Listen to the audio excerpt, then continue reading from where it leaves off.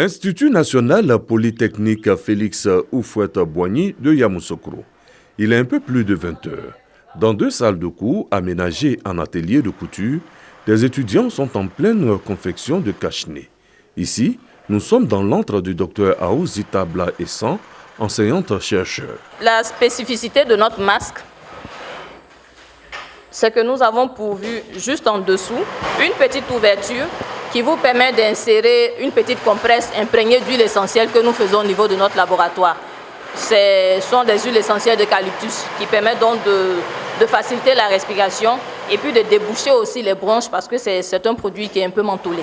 L'unité de production de cache-nez ou masque fait partie d'un dispositif mis en place par la communauté INP. Au lever du jour, sous la coordination du professeur Tano Aka, la visite guidée à la découverte du savoir-faire ivoirien peut alors commencer. Le département génie chimique et agroalimentaire s'est donné comme mission de produire des solutions et des gels hydroalcooliques, du savon germicide et des solutions désinfectantes. De quoi garantir l'hygiène des mains et de l'environnement. Vous avez le bouilloire qui a une capacité de 300 litres où on peut mettre 200 litres de mou fermenté. Nous distillons et nous recueillons l'alcool ici que nous allons utiliser pour la production. Pour lutter contre le Covid-19, ce département a développé 2 produits. Une huile essentielle obtenue à travers le séchage de feuilles d'eucalyptus, connue pour être un puissant virucide. À côté, l'anacade est transformée en jus, riche en vitamine C, en sels minéraux et en antioxydants. De quoi donner de la vigueur à l'organisme. Pour faire ces huiles essentielles d'eucalyptus, d'abord, nous recueillons les feuilles d'eucalyptus globulus, ici même au sein de l'INPHB, et nous laissons cela sécher entre 24 et 48 heures. Donc après ce temps de séchage, nous avons ici dans les laboratoires 2 alambics que nous utilisons. Et donc nous introduisons ces feuilles sèches dans les alambics. Et ces alambics ont chacun un dispositif de chauffage. Il y a un qui est juste là. Une fierté nationale. Les départements génie mécanique et génie électrique ont conçu le tout premier respirateur artificiel ivoirien.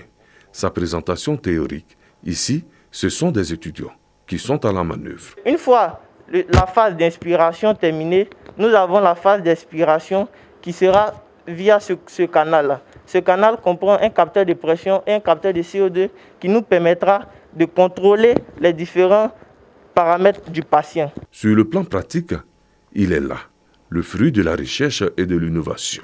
Ce respirateur artificiel décrit la volonté de nous, élèves ingénieurs, aidés d'enseignants-chercheurs, à venir en aide à l'État de Côte d'Ivoire dans la lutte contre la pandémie à Covid-19. La production à grande échelle se fera. L'utilisateur final, c'est quand même le ministère de la Santé. Donc notre démarche est une démarche de solidarité. Nous montrons notre expertise et puis ensuite, si l'utilisateur final nous dit il y a un besoin, est-ce que vous pouvez nous fabriquer des respirateurs artificiels? Nous pouvons ensuite coordonner nos actions pour faire une production en série. Des visières, l'INPHB est à la tâche. Nous proposons des équipements qui sont ces visières également et des masques 3D. Tous ces produits, bien entendu, passent par le contrôle pour la qualité. 2 aspects sont pris en compte.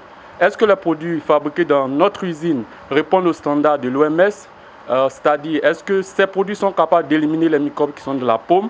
Et puis, est-ce qu'éventuellement, pendant le processus de fabrication, d'autres microbes n'ont pas été incorporés dans les produits? L'INPHB aura réussi à passer des enseignements à la recherche exclusive. La crise sanitaire en appelle au sursaut national. Au niveau de l'école d'ingénieur, il faut de l'imagination, il faut de l'innovation, il faut l'esprit de créativité.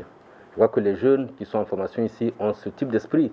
Il faut seulement leur donner l'occasion de pouvoir s'exprimer. C'est ce que nous essayons de faire en les mettant dans les laboratoires, en essayant aussi de pousser les enseignants-chercheurs à les encadrer durant ces moments d'introduction des cours.